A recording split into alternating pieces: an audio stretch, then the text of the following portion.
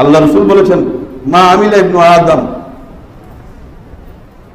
মিন আমালি ইয়াউমিন নাহরি আহাব্বু ইলাল্লাহি মিন ইহরাকিদ দাম।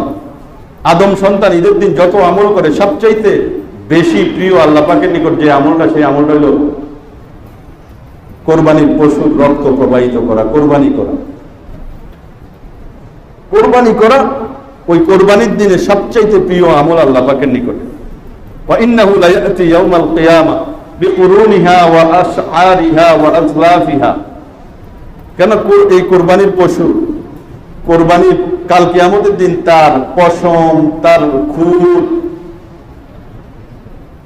তার শিং সহ আমল পরিমাপের পাল্লার কাছে উপস্থিত হয়।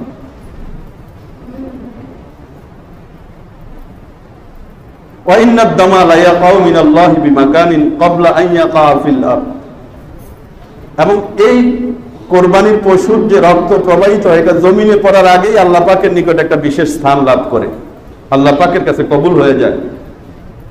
ফাতিবু বিহা নাফসা, অর্থ কমে যাবে, সম্পদ কমে যাবে, অভাব লেগে যাবে, এই ধরনের ভয় করে কোরবানি থেকে পিছপা হইও না। আর্থিক যত ইবাদত আছে,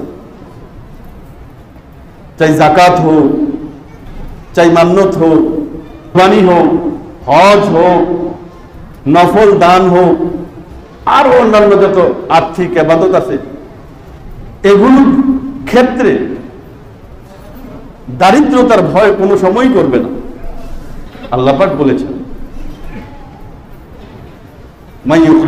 মাইয়ুকরিদুল্লাহ করদান হাসানা ফায়ুদাইফাহু লাহু আদআফান কাসীরা। কে আছো এমন যে আল্লাহ পাককে ঋণ দিবে, ঋণ, উত্তম ঋণ, এখানে দুনিয়াবি কোনো স্বার্থ থাকবে না। কে আছো আল্লাহ পাককে উত্তম ঋণ দিবে, ঋণ দিবে, উত্তম ঋণ।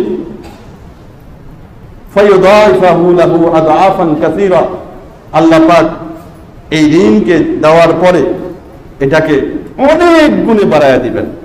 আদআফান ফায়ুদাইফাহু আদআফান কাসীরা, অনেক গুণ বাড়ায়া দিবেন।